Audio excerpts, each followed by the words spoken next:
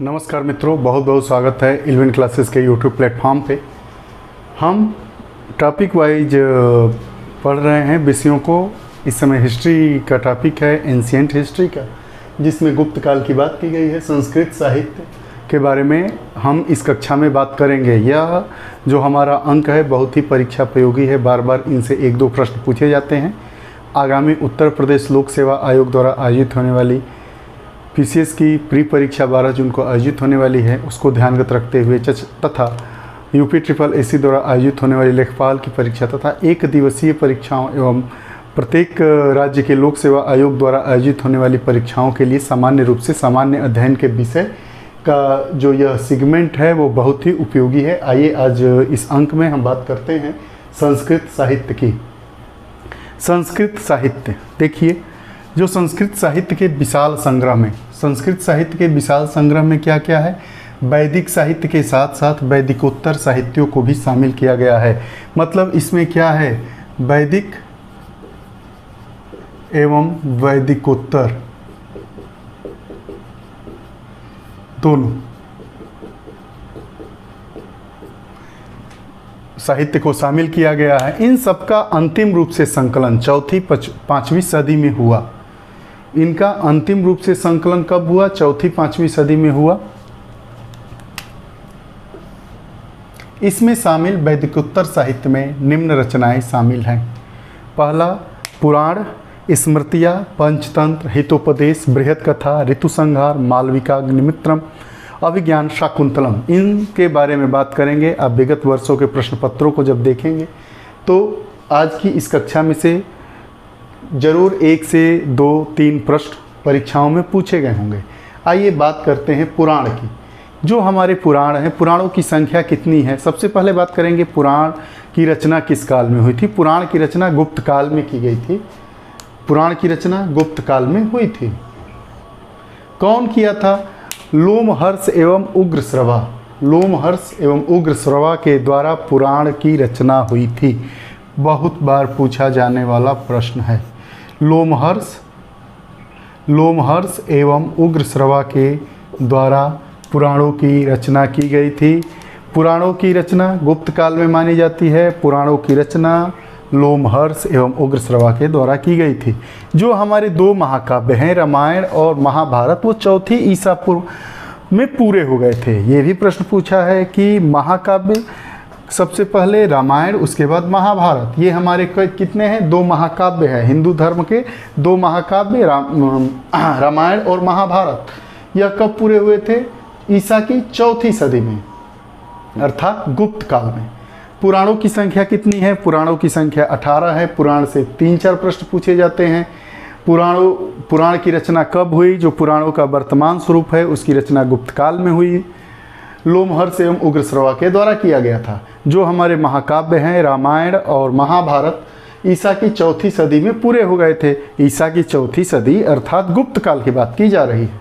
पुराणों की संख्या कितनी है? पुराणों की संख्या 18 है। 18 पुराणों का नाम एक बार देखते हैं।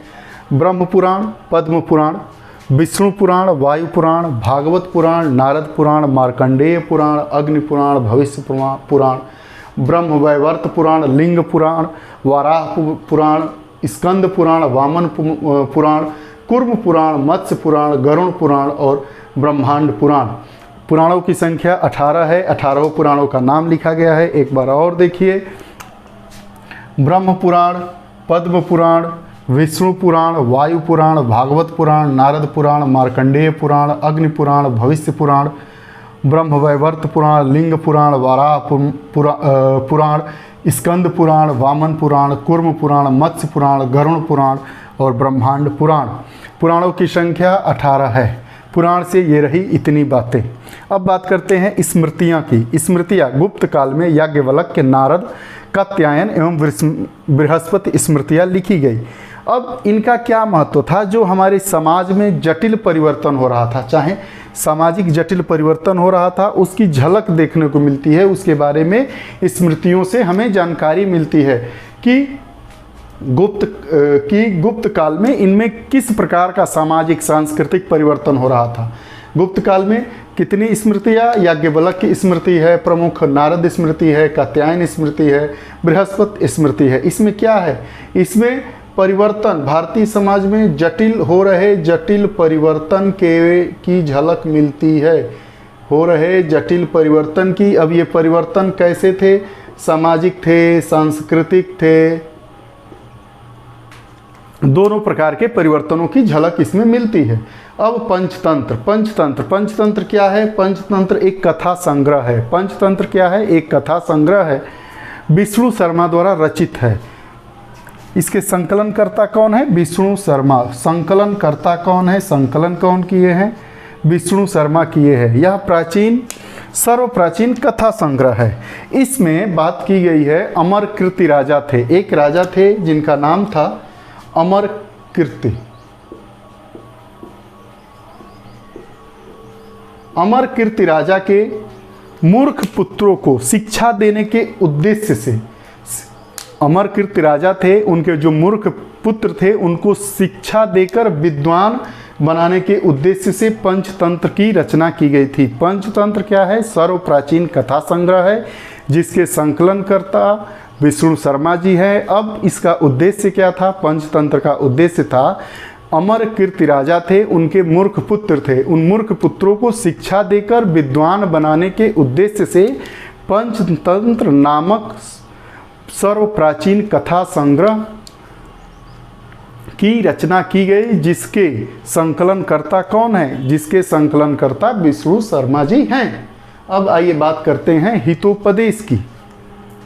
हितोपदेश ये क्या है? ये भी कथा संग्रह है, रचनाकार नारायण हैं। हितोपदेश एक कथा संग्रह है जिनके रचनाकार नारायण हैं। इसमें अब देखिए, कोई भी कृति है, कथा है, नाटक है, काव्य है, गद्य है, उसकी रचना के पीछे एक उद्देश्य निहित होता है।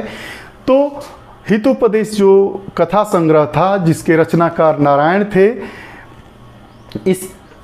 इसको रचित करने के पीछे उद्देश्य क्या था? कि नैतिक आचरण के प्रचार प्रसार, नैतिक हमारा जो आचरण है इसका प्रचार प्रसार कैसे हो, किन विधियों द्वारा इनको और अधिक बलशाली बनाया जाए, हमारे नैतिक आचरण को कैसे ऊपर उठाया जाए, उनके प्रचार प्रसार के उद्देश्य से हितोपदेश की रचना नारायण जी द्वारा की गई थी। हितोपदेश क्या है? हितोपदेश एक कथा संग्रह है। अब आते हैं, बात करते हैं बृहत कथा का। यह भी कथा साहित्य है, कथा का साहित्य है। रचना गुणाढ़ जी ने की थी। भाषा 85 थी। यह एक अजीब भाषा है, भाषा 85। इनकी भाषा क्या थी? बृहत कथा की भाषा क्या थी? 85। ये प्रश्न में पूछ सकता है। भाषा 85 थी, रचना गुणाढ़ जी ने किया था। अब इसका संस्कृत अनुवाद, बृहत कथा का संस्कृत अनुवाद क्या है? कथा सरित सागर है। इसी का संस्कृत अनुवाद क्या है? कथा सरित सागर। कथा सरित सागर क्या है? ये भी कथा ही साहित्य है, लेकिन बृहत कथा का संस्कृत में अनुवाद है। संस्कृत में अनुवाद करने के बाद बृहत कथा का नाम कथा सरित सागर रखा गया, जिसका अनुवाद सोमदेव ने किया था। अनुवाद किसने किया था? सोमदेव।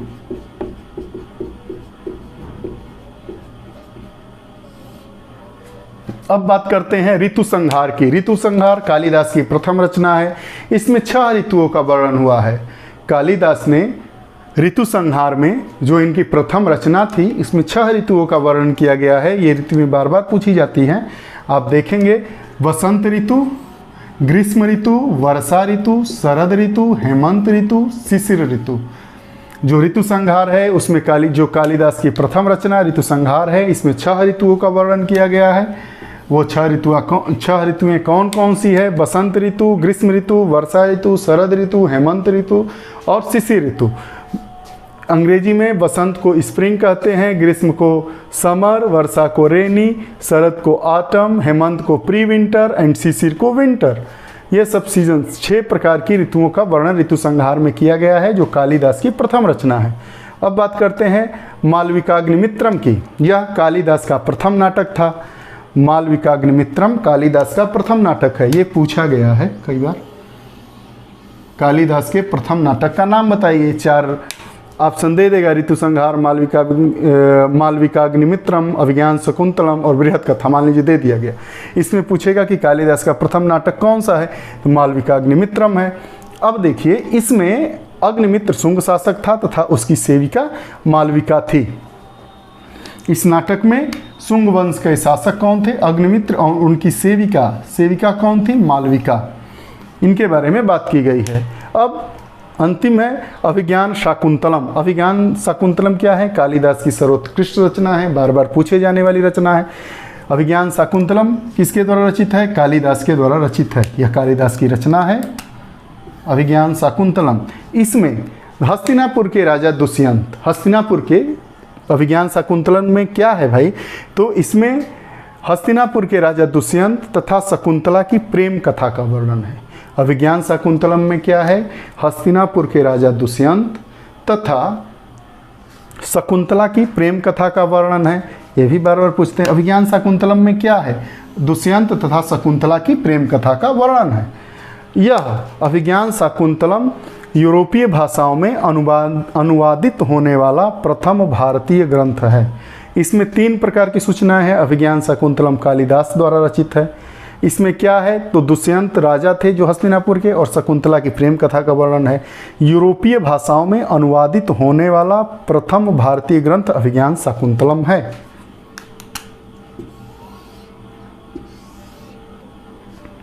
इस अंक में हमने संस्कृत साहित्य के बारे में पढ़ा। संस्कृत साहित्य में वैदिक और वैदिकोत्तर दोनों प्रकार के साहित्यों को शामिल किया जाता है। संस्कृत साहित्य का अंतिम रूप से संकलन 4वीं-5वीं सदी में हुआ।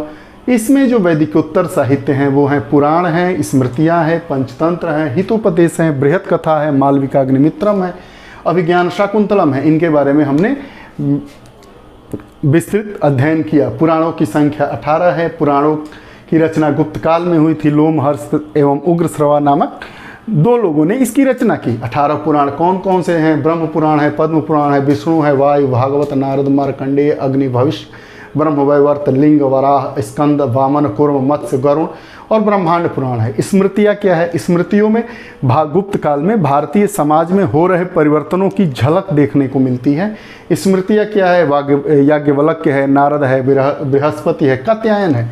पंचतंत्र में क्या है? विष्णु शर्मा द्वारा संकलित है। ये पंचतंत्र कथाओं का संग्रह है जिसमें सर्वप्राचीन कथाएं हैं। एक राजा थे जिनका नाम था अमरकृति। उनके पुत्र थे, सभी पुत्र क्या थे? मूर्ख थे। तो उनको उपदेश देकर, ज्ञान देकर विद्वान बनाने के उपदेश से पंचतंत्र की रचना की गई थी। हितोपदेश के रचयिता नारायण हैं। भाषा इसका क्या उद्देश्य था? तो नैतिक आचरण के प्रसार। बृहत कथा रचना गुढ़ार की भाषा 85 थी। इसका संस्कृत जो अनुवाद हुआ है, कथा सरित सागर उसका नाम है। सोमदेव जी ने इसका अनुवाद किया है। ऋतु संहार कालिदास की प्रथम रचना। 6 ऋतुओं का वर्णन, वसंत, ग्रीष्म, वर्षा, शरद, हेमंत और शिशिर। मालविका अग्निमित्रम कालिदास का प्रथम नाटक। अग्निमित्र शुंग शासक थे इसमें और मालविका उसकी सेविका थी। अभिज्ञान शाकुंतलम कालिदास का सर्वोत्कृष्ट रचना है। दुष्यंत हस्तिनापुर के राजा और शकुंतला की प्रेम कथा है। यूरोपीय भाषाओं में अनुवादित होने वाला प्रथम भारतीय ग्रंथ है।